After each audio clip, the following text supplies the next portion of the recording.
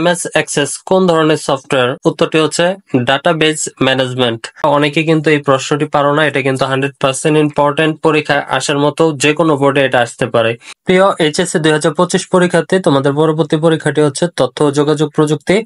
আমরা বলেছিলাম যে 150টি এমসিকিউ পড়লে তোমরা 25টি এমসিকিউ কমন পাবে। প্রথম পর্বে কিন্তু আমরা 50টি এমসিকিউ দিয়েছিলাম। আজকে দ্বিতীয় পর্বে আজকে আমরা 50টি এমসিকিউ দেব। আর এই এমসিকিউ গুলো কিন্তু খুবই ইম্পর্টেন্ট, পরীক্ষায় আসার মতো।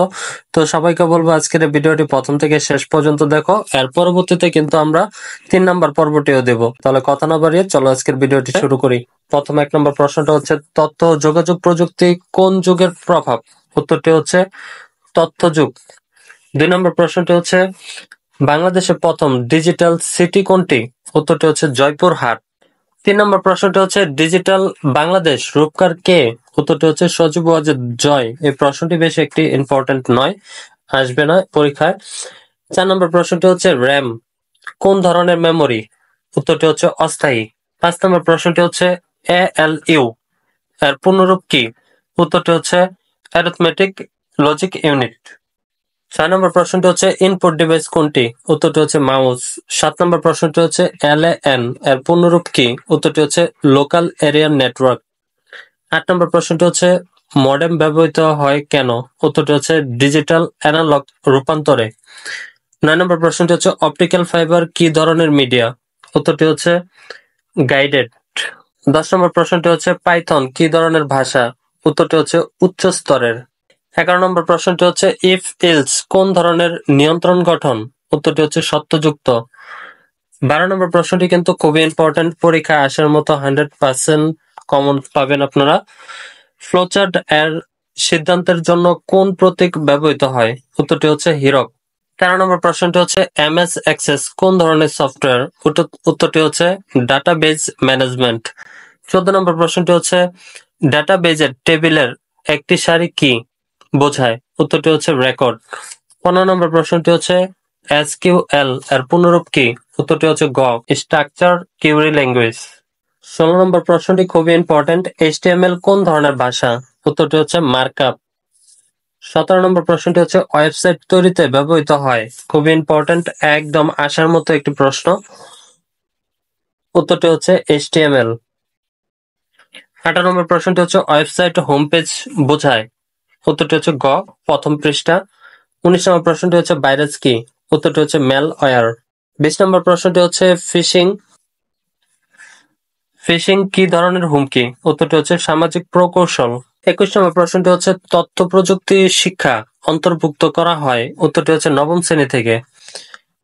22 নম্বর প্রশ্নটি হচ্ছে কম্পিউটার আবিষ্কারের জনক কে? খুবই ইম্পর্টেন্ট, তোমরা অনেকে কিন্তু এই প্রশ্নটি পারো না, এটা কিন্তু 100% ইম্পর্টেন্ট, পরীক্ষায় আসার মতো যে কোনো বোর্ডে এটা আসতে পারে। কম্পিউটার আবিষ্কারের জনক কে? উত্তরটি হচ্ছে চার্লস ব্যাবেজ। 23 নম্বর প্রশ্নটি হচ্ছে বিআইওএস হলো সিস্টেম সফটওয়্যার, ইনপুট ও আউটপুট ডিভাইস উভয় কোনটি? Touch screen. 25 নম্বর প্রশ্নটি হচ্ছে মাল্টিমিডিয়া ব্যবহৃত হয়? উত্তরটি হচ্ছে লেখা, ছবি, শব্দ, ভিডিও। 26 নম্বর প্রশ্নটি হচ্ছে কন্ট্রোল ইউনিটের কাজ? উত্তরটি হচ্ছে নির্দেশনা নিয়ন্ত্রণ। 27 নম্বর প্রশ্নটি হচ্ছে ইমেইলের পূর্ণরূপ কি?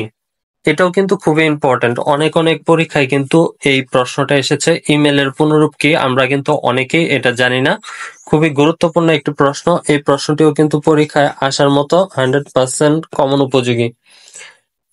ইমেইল এর পূর্ণরূপ হচ্ছে ইলেকট্রনিক মেইল। 28 নম্বর প্রশ্নটি হচ্ছে ইন্টারনেট সংযোগের জন্য কোনটি প্রয়োজন? উত্তরটি হচ্ছে ব্রাউজার। 29 নম্বর প্রশ্নটি হচ্ছে ওয়াইফাই এর পূর্ণরূপ? উত্তরটি হচ্ছে ওয়্যারলেস ফিডেলিটি। 30 নম্বর প্রশ্নটি হচ্ছে আইপি অ্যাড্রেস কত বিটের থাকে? উত্তরটি হচ্ছে 32 বিটের। মোস্ট ইম্পর্টেন্ট 31 নম্বর প্রশ্নটি, এটি কিন্তু তোমাদের বোর্ডে আসবেই। যে প্রশ্নটি হচ্ছে ডাব্লিউডাব্লিউডাব্লিউ এর উদ্ভাবক কে? উত্তরটি হচ্ছে টিম বার্নার্স-লি। 32 নম্বর প্রশ্নটি হচ্ছে ফায়ারওয়াল ব্যবহৃত হয়? উত্তরটি হচ্ছে নিরাপত্তা রক্ষায়। 33 নম্বর প্রশ্নটি হচ্ছে ডেটা কি? উত্তরটি হচ্ছে কাঁচা তথ্য। 34 নম্বর প্রশ্নটি হচ্ছে ডেটাবেজ ব্যবস্থাপনা ব্যবহৃত হয়? উত্তরটি হচ্ছে ডিবিএমএস। 35 নম্বরটা প্রশ্নটি হচ্ছে রিপিট লুপ ব্যবহৃত হয়? উত্তরটি হচ্ছে পুনরাবৃত্তি চালাতে। 37 নম্বর প্রশ্নটি হচ্ছে প্রোগ্রাম লেখার ভাষা। উত্তরটি হচ্ছে খ হাই লেভেল। 37 নম্বর প্রশ্নটি হচ্ছে সফটওয়্যার দু ধরন কি? সফটওয়্যারের দু ধরন কি? উত্তরটি হচ্ছে সিস্টেম ও অ্যাপ্লিকেশন। 38 নম্বর প্রশ্নটি হচ্ছে প্রেজেন্টেশন সফটওয়্যার কোনটি? খুবই মোস্ট ইম্পর্ট্যান্ট একটি প্রশ্ন। এই প্রশ্নটি আমরা কিন্তু অনেকেই জানি না। এই প্রশ্নের উত্তরটি আমরা কিন্তু অনেকেই জানি না। প্রেজেন্টেশন সফটওয়্যার কোনটি? উত্তরটি হচ্ছে MS পাওয়ার পয়েন্ট। 39 নম্বর প্রশ্নটি হচ্ছে হার্ডওয়্যার অ্যান্ড সফটওয়্যার সংযোগকে কি বলে? উত্তরটি হচ্ছে ক সিস্টেম ইন্টারগ্রেশন। হার্ডওয়্যার এবং সফটওয়্যার এর সংযোগকে কি বলে? System integration. 40 নম্বর প্রশ্নটি হচ্ছে টেবিলে তথ্য স্থাপনের জন্য ব্যবহৃত হয়। উত্তরটি হচ্ছে ক রোম ও কলাম।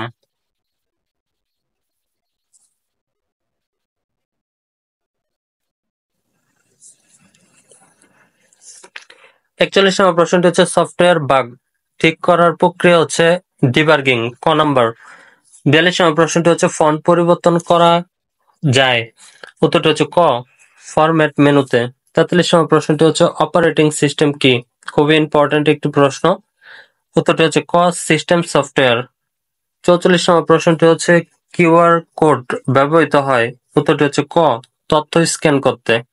45 নম্বর প্রশ্নটি হচ্ছে ই গভর্নেন্স মূল উদ্দেশ্য। উত্তরটি হচ্ছে ক সরকারি সেবা। 46 নম্বর প্রশ্নটি হচ্ছে সফটওয়্যার ও হার্ডওয়্যার একসাথে ব্যবহৃত হয়। উত্তরটি হচ্ছে ক সিস্টেম গঠনে। 47 নম্বর প্রশ্নটি হচ্ছে তথ্য প্রক্রিয়াজাত করে কি পাওয়া যায়? উত্তরটি হচ্ছে ক জ্ঞান। 48 নম্বর প্রশ্নটি হচ্ছে ডিএনএস এর কাজ কি? উত্তরটি হচ্ছে ক ডোমেন নামকে। 49 এবং 50 নম্বর প্রশ্নটি তোমাদের জন্য খুবই ইম্পর্টেন্ট। এই দুইটা প্রশ্ন থেকে তোমাদের যে কোনো বোর্ডে আসবেই। 49 নম্বর প্রশ্নটি হচ্ছে আইসিটি ব্যবহার করে সহজ হয়। উত্তরটি হচ্ছে তথ্য আদান প্রদান। 50 নম্বর প্রশ্নটি হচ্ছে আইসিটি এর সবচেয়ে গুরুত্বপূর্ণ দিক। উত্তরটি হচ্ছে দ্রুততা ও নির্ভুলতা।